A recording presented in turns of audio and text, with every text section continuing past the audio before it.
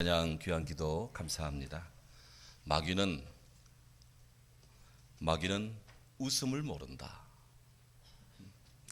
C.S. 루이스 목사님이 쓰신 스크루테이프의 편지라는 책에 나오는 글귀입니다. 이 스크루테이프의 편지라는 책은 노련한 삼촌 마귀 스크루테이프가 편지 형식으로 자기 조카인 초보 마귀 웜우드라는 마귀에게 인간을 유혹하는 31가지 방법에 대해서 이렇게 편지 형식으로 쓴 그런 책입니다. 저도 얼마 전에 사서 이렇게 읽어봤습니다. 거기에 이런 구절이 있더라고요. 마귀가 말합니다. 웃음은 우리한테, 마귀한테 전혀 득이 될 게 없다.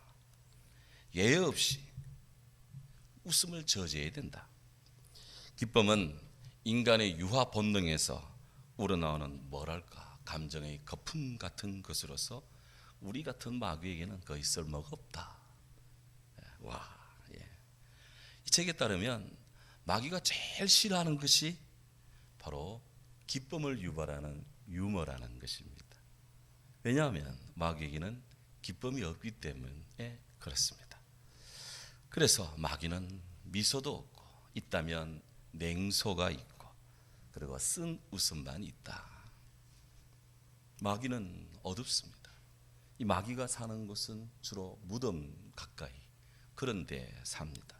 마가복음 5장에도 거라사인의 광인이 미친 사람이 바로 무덤 사이에 거했다고 성경에는 나와 있는데요. 우리네 가슴에 기쁨이 없고 우리 얼굴에 미소가 그렇게 머물지 않은 채 냉소만 있고 악만 뻗쳐 있다면 우리에게 죽음의 그림자가 어른거리는 것이고 마귀는 손뼉치며 좋아하면서 우리네 인간 사이에는 갈등 지수만 높아간다 하는 것이에요. 이 갈등이라는 것, 이 갈등은 칡갈자에다가 등나무 등자가 결합된 것입니다. 산에 가보면 칡덩굴, 등나무 등굴들이 이렇게 오르는 것을 보는데요. 칡덩굴은 이 시계 방향으로 칡덩굴이 나무를 감아 올라갑니다. 등나무 등굴은 반대 방향으로 또 시계 반대 방향으로 타고 올라갑니다. 그러니 양자가 만나면 꼬이고 꼬여서 풀 수가 없는 거예요. 이게 갈등입니다. 복잡하게 뒤엉켜 있는 것, 이것이 갈등 상황이에요. 이 갈등의 주체는 여러 가지 계층들로 나누어지는데 그 주체에 따라서 개인 갈등이 있고 또 집단 갈등이 있고 공공 갈등이 있어요. 개인 갈등은 개인의 심령 속에서, 집단 갈등은 조직 속에서, 공공 갈등은 국가사회 속에서 벌어지는 것입니다. 굳이 구체적인 예를 들지 않아도 가끔 우리들의 삶에 가정적으로나 개인적으로나 정치, 경제, 사회, 문화, 공공, 사회적으로나 참으로 너무나 많은 이 갈등 국면이 다분하다. 그래서 뉴스를 보는 것이 너무 피곤하고 너무 힘이 들고 너무 안타까울 때가 많습니다. 국내적으로도 그렇고 국외적으로도 그렇고 더욱이 코로나19 이 여파로 인해서 사람 대 사람, 인격 대 인격의 그런 화목함과 화해를 이루는 레포라는 이런 함께함과 사랑함으로 사는 이런 아름다운 관계성의 이 거리가 좀처럼 좁혀지지가 않습니다. 정녕 마음에는 평안이, 우리 얼굴에는 미소가, 그리고 세계 여타 나라와는 설린 우호관계를 그렇게 우리가 나누며 우리는 살아갈 수 없을까? 우리들이 기쁨을 상실한 채 어두운 죽음의 그림자가 어른거리는 그런 현장에서 늘 허우적거리며 사는 것은 우리 하나님의 뜻이 아닐 것인데, 마귀가 기뻐하는 것인데 우리는 늘 그 세계 속에서 허우적거리고 있습니다. 하나님 당신이 만든 세계를 보실 때마다 하나님이 기뻐하시고 인간을 만들어 놓고도 참 기뻐하셨습니다. 그래서 주의 사람들에게 사도들을 통해서 항상 기뻐하라, 쉬지 말고 기도하라, 범사에 감사하라, 이는 그리스도 예수 안에서 너희를 향하신 하나님의 뜻이다 라고 이렇게 주의 뜻이 기쁨 가운데 있다는 것을 알려줍니다. 주 안에서 기뻐하세요. 내가 다시 말하노니 기뻐하세요 라고 사도 바울도 빌립보서에서 어려운 감옥 생활하면서 보내는 그 편지 가운데도 기쁨을 강조했습니다. 왜? 우리가 기뻐하는 것이 하나님의 뜻이고, 우리가 기뻐할 때 마귀가 고통을 당하는 것이고, 우리가 기뻐함으로 세계에 조금이나마 평화의 한 자락을 이루어가기 때문에 그런 것입니다. 기쁨은 성령이 역사하시는 열매입니다. 오직 성령의 열매는 사랑과 희락과 그 희락이 기쁨이란 말입니다. 사랑과 기쁨과 화평과 오래 참음과 자비와 양성과 충성과 온유와 절제니 이 같은 것을 금지할 법이 없느니라 성경은 말합니다. 성령의 열매로서의 기쁨이 오늘 예배하는 우리들 심령 속에, 특별히 현충 1부터 6.25까지 나라를 위해 기도하고 특별한 간절한 소망을 놓고 기도하는 모든 심령들 속에, 또 일상 속에 기도하는 분들에게 근원적인 주로부터의 기쁨이 가득하기를 주의 이름으로 축원합니다. 오늘 예수님께서는 우리들 심령 속에 화평의 은혜를 말씀하고 있습니다. 화평케 하는 자는 복이 있나니 저희가 하나님의 아들이라 일컬음 받을 것이다. 너무나 귀한 말씀, 너무나 유명한 말씀. 아마 예수 믿는 사람들 1년에 몇 차례씩 이 말씀들을 듣습니다. 또 오늘 말씀을 또 대합니다. 화평케 하는 자, 호이 에네네 포로이로이, 화평케 하는 자 그리스도로. 이 사람은 단순히 화평에 속한 사람이 아니라 화평을 만들어가는 사람, makers, peace makers, 평화를 만들어가는 사람, 그에게 복이 있다 그랬습니다. 이 화평이라는 것, 성경의 신약 언어 헬라어 그리스어로는 에이레네라고 합니다. 히브리어 유대인들은 이 화평을 샬롬이라고 합니다. 아마 우리 귀에는 샬롬이라는 말이 귀에 익을 것입니다. 제가 성도님들한테 가끔 문자 보내거나 누가 저한테 뭔가 소식 보낼 제가 답신할 때 샬롬이라는 인사말을 최근에 많이 붙이고 있습니다. 이 샬롬은 전형적인 유대인들의 인사말입니다. 유대인들은 사람들을 만나고 헤어질 때 샬롬하고 만납니다. 샬롬하고 또 헤어집니다. 아주 가까운 사람끼리 반가워요 할 때는 샬롬 그렇게 합니다. 우리 옆에 있는 분들과 한번 반갑게 한번 해보죠. 샬롬 예. 샬롬 예. 반가 하는 것이에요. 이 샬롬이 우리 몸과 관련될 때는 건강한 상태, 몸의 건강을 샬롬이라고 합니다. 이 샬롬이 심리적인 상태 때는 심적인 평안을 가리킵니다. 샬롬이 물질과 연관될 때는 경제적인 용어로서는 평안과 축복, 번영을 가리킵니다. 농사와 관련돼서는 풍작을 가리킵니다. 군사들 군대 출동과 관련돼서는 전쟁의 승리를 가리키고, 병사가 샬롬 중에 돌아왔다 그러면은 군복무 잘 마치고 전역해서 멋있게 집에 왔다 이런 뜻도 됩니다. 또한 인간관계성 속에서 샬롬 속에 있다라고 할 때 사랑과 우애가 넘치는 그런 관계성을 갖고 있는 좋은 사이다 그런 뜻이기도 하고요. 나라와 나라 사이에 샬롬이 있다 할 때는 우호적 평화와 화평이 넘치는 그런 관계다 그런 뜻입니다. 이 샬롬이 의미하는 평화는 단순히 전쟁이 없는 상태가 아닙니다. 이 샬롬이란 말에는 친선이, 우위가, 협조와 협력이 함께 어우러지는 그런 총체적인 화평의 관계가 샬롬입니다. 이런 면에서 강력한 로마의 군단을 동원해서 지중해 전역에 평화를 유지했던 250년 정도의 팍스 로마나 로마의 평화는 성경이 말하는 그런 샬롬의 평화는 아닙니다. 군사력 억제력에 의한 평화이죠. 인간 평화의 한계이기도 합니다. 이 샬롬이라는 것이 사회 공동체와 관련돼 사용될 때는 정의란 뜻도 됩니다. 하나의 공동체가 샬롬의 평화를 이루기 위해서는 최소한의 요건이 정의가 세워지고 그 의가 실현될 때 그 공동체가 건전하고 또 아름다운 그런 역할을 한다는 것입니다. 그래서 구약 성경 시편 85편 10절에 인애와 진리가 같이 만나고 의와 평화가 화평이 서로 입맞춥니다. 서로 키스합니다 라고 하는 이것이 바로 유대인들이 꿈꾸는 샬롬, 평화의 공동체고 평화의 모습입니다.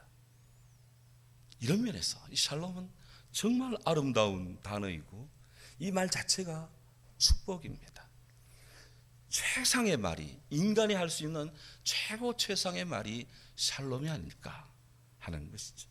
그래서 우리 성도님들이 또 사랑하는 가족 안에서 샬롬하고 인사하는 것, 그것은 당신이 건강하세요, 당신 승리하세요, 당신 사랑과 우애가 넘치는 그런 아름다운 삶의 관계를 이루세요, 그대에게 평화와 화평이 넘치기 바랍니다, 정의롭고 조화로운 삶이 되세요, 모든 면에 풍족하고 풍성한 삶을 이루세요 라고 격려하고 축복하는 그런 말이다 하는 것입니다.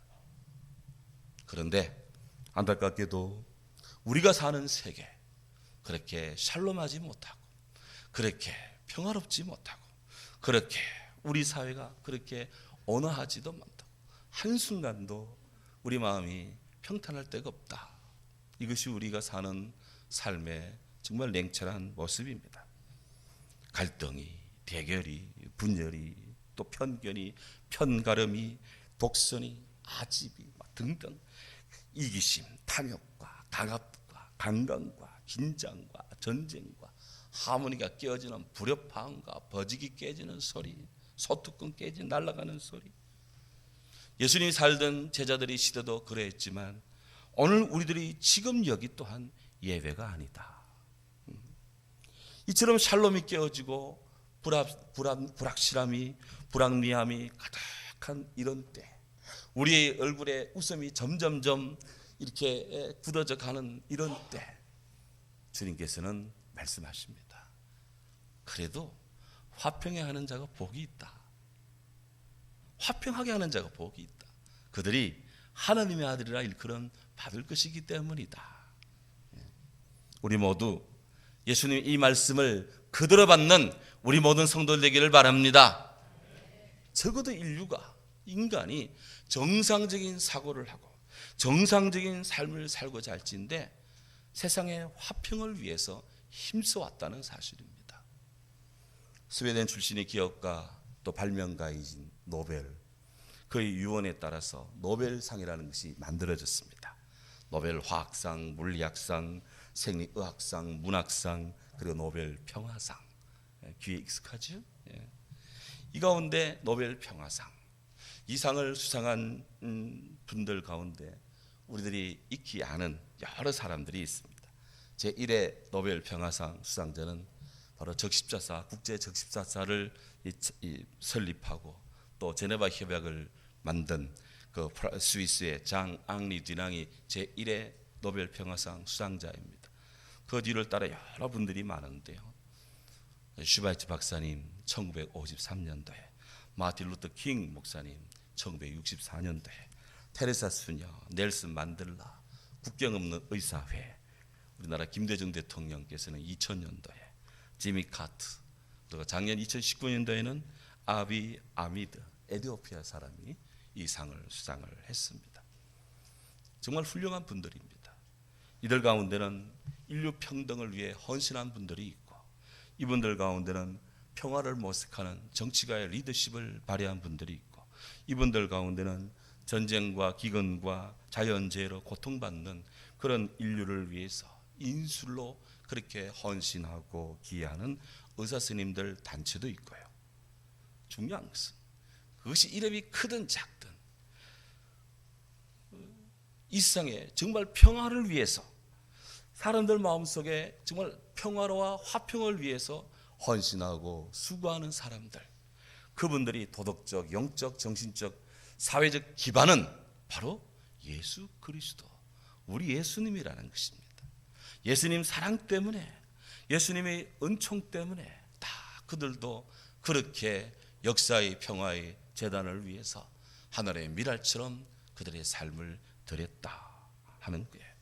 그래서 오늘 우리가 두 번째 읽었던 사도 바울께서 에베소 교회를 향해 보내는 편지에서 이렇게 말씀하십니다.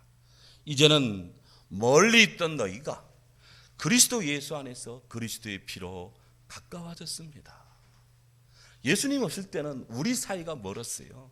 예수님 없을 때는 세상 사람들 사이가 멀었습니다. 예수님 없을 때는 모두가 다 적개심을 가지고 삽니다. 그러나 그리스도 안에서 가까워졌습니다. 그런 우리의 화평이십니다. 둘로 하나를 만드사 원수된 것, 가운데 막힌 것을 헐어버리시고 무엇으로? 자기 육체로 담을 헐어버렸습니다. 그래서 그 막힌 담을 허시고 평화의 거리를, 평화의 가교를, 평화의 그런 삶의 현장을 우리에게 만드셨습니다. 이 사도 바울께서 에베소 2장에서 예수께서 우리의 화평이고 구원임을 증거하고 있습니다. 예수님을 놓고 볼 때, 우리가 예수님 밖에 있을 때는 하나님의 진노 가운데 있습니다. 우리 예수님 밖에 있으면 죄와 허물로 우리 영이 죽은 상태입니다. 예수님 밖에 있으면 소망이 없습니다. 예수님 밖에 있으면 우리가 의문에 속한 계명의 아래 종처럼 있습니다. 예수님 밖에 있으면 하나님과 원수 관계가 됩니다. 예수님 밖에 있으면 땅의 시민밖에 안 됩니다. 예수님 안에 밖에 있으면 하나님의 성전을 이루지 못합니다. 그런데 예수님 안에 있으면, 주의 은혜 아래 있으면, 예수 이름으로 살면 우리의 영이 살아납니다. 예수님 안에 있으면 진정한 구원의 소망을 갖습니다. 예수님 안에 있으면 그리스도의 복을 얻습니다. 예수님 안에 있으면 하나님과 화목하게 됩니다. 예수님 안에 있으면 땅의 사람뿐 아니라 하늘의 시민이 됩니다. 예수님 안에 있으면 하나님의 성전을 이루어갑니다. 우리 안에 성령이 가십니다. 예수님이 중심이에요. 예수님이 센터입니다. 예수님이 우리의 가운데입니다. 놀라운 것은 이 가운데이신, 중간이신 예수님께서 저 우리 사이에 갈라진 마음들, 짜개진 세상을 하나 되게 하시고 화해케 하시고 가운데 막힌 그런 원수 같은 돌담들을 허물어 버리시고 자기 육체의 십자가를 찢음으로 그렇게 세상의 화평에 미랄이 되시고 세상의 평화를 위한 관제처럼 주님이 부어졌습니다. 우리가 그리스도인으로 살면서 주께서 허물어뜨리신 가운데 막힌 돌담을 허물어뜨리는 이 같은 구원의 역사, 이런 화평케 하는 역사를 우리도 실천해 가야 되겠다. 우리가 그리스도 예수 안에서 허물어야 될 담이 있다면 어떤 것일까요? 성도 개개인의 영혼을 썩고 곪게 만드는 죄의 담을 허물어 버립시다. 교회와 교파들 간에 그런 우열을 가리는 그런 담도 허물어뜨려야 됩니다. 가난한 자와 부자 사이를 그렇게 적대시하는 담도 허물어뜨려야 됩니다. 고용자와 비고용자 간의 불신의 담도 허물어뜨려야 됩니다. 지역과 지역 간의 감정 대립의 담도 허물어뜨려야 됩니다. 민족과 민족 간의 우월의식의 담도 허물어뜨려야 됩니다. 국가와 국가 간의 적대적인 담도 허물어뜨려야 됩니다. 인종과 인종 간의 정오의 담도 허물어뜨려야 됩니다. 인간이 자연에 가하는 그런 공해와 무분별한 훼손의 담도 허물어뜨려야 됩니다. 예수님 십자가의 사랑, 이 사랑은 우리들에게 이와 같은 것을 허물어뜨렸습니다. 주님이 먼저 허물어뜨림으로 우리에게 화평함으로 주께서 우리 가운데 누우셨고 우리 가운데 서시고 우리 가운데 달리시고 우리 가운데 하늘에 오르시고 다시 오심으로 이 하늘의 땅과 연관되는 이어지는 하늘의 구원을 우리에게 주십니다. 그래서 십자가는 하늘과 땅을 연결시키는 것이고 죄인된 인간이 죽기로 가는 구원의 유일한 길이 되는 것입니다. 이 주님 안에 있을 때 십자가의 모양 그대로 플러스의 축복, 더해줌의 축복이 옵니다.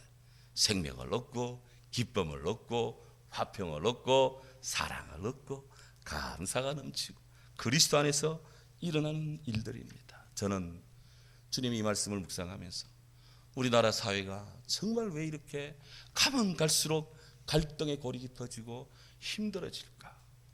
왜 우리에게는 좀 화평의 십자가적인 삶이 좀 더 구체적으로 구현될 수 없을까? 이렇게 묵상하는데 스페인의 예가 생각이 나더라고요. 스페인. 저는 우리 대한민국이 예수님 사랑 안에서 스페인이 그랬던 것처럼 화해와 치유가 실제적으로 좀 이루어지기를 저는 기도합니다. 오늘날 스페인은 아주 자유롭고 부강하며 축구에 미친 투의 나라로 우리는 그렇게 여깁니다만은 1936년부터 1939년 동안에 소위 스페인 내전을 겪은 참으로 엄청난 상처를 안고 있는 나라입니다. 1936년 2월 스페인 총선이 있었는데 그때 스페인의 인민전선 내각이 들었었습니다. 친공산당파가 들었었습니다. 이를 보기가 역겨웠던 싫었던 프랑코 장군이 스페인 프랑코 장군이 인솔하는 이끄는 군부가 반란을 일으켰어요. 그래서 내전이 일어났습니다.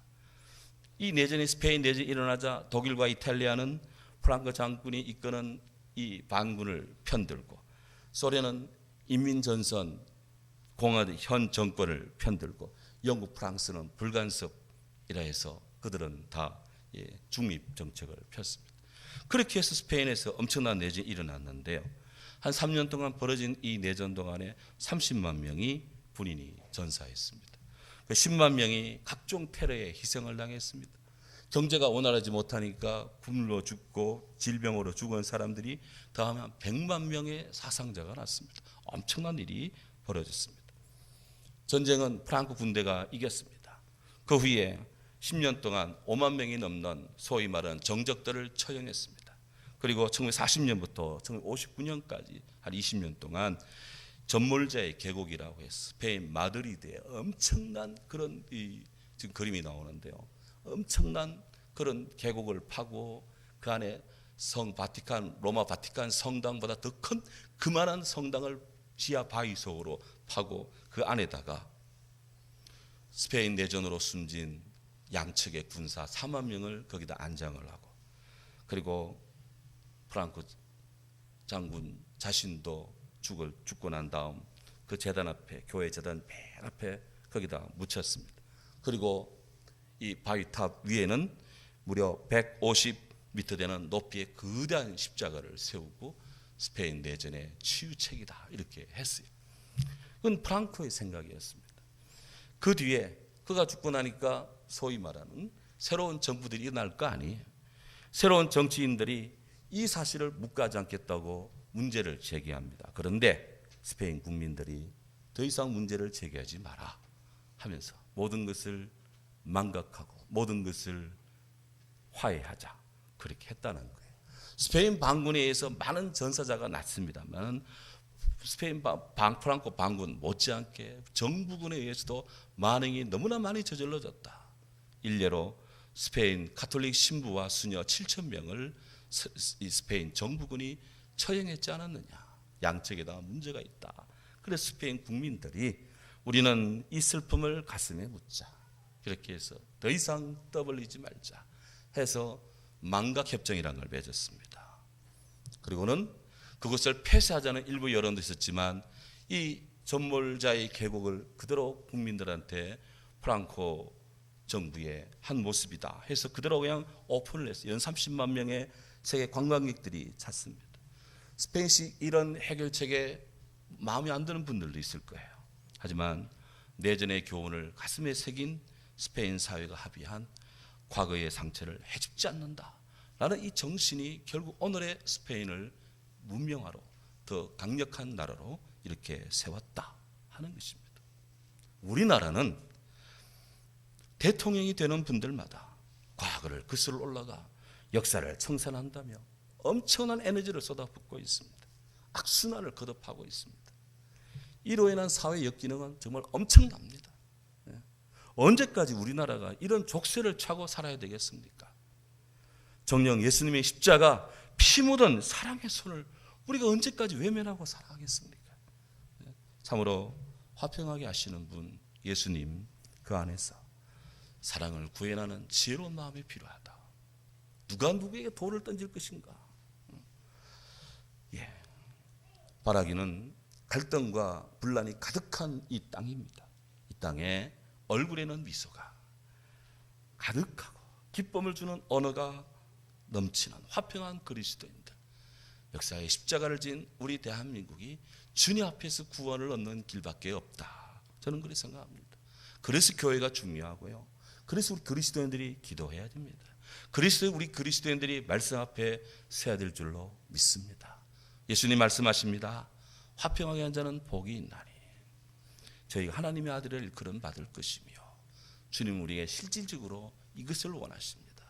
하나님 은총이 오늘 여기 함께 하시는 모든 분들과 우리나라 위에 가득하기를 주의 이름으로 축원합니다. 아멘. 사랑하는 주님 감사합니다.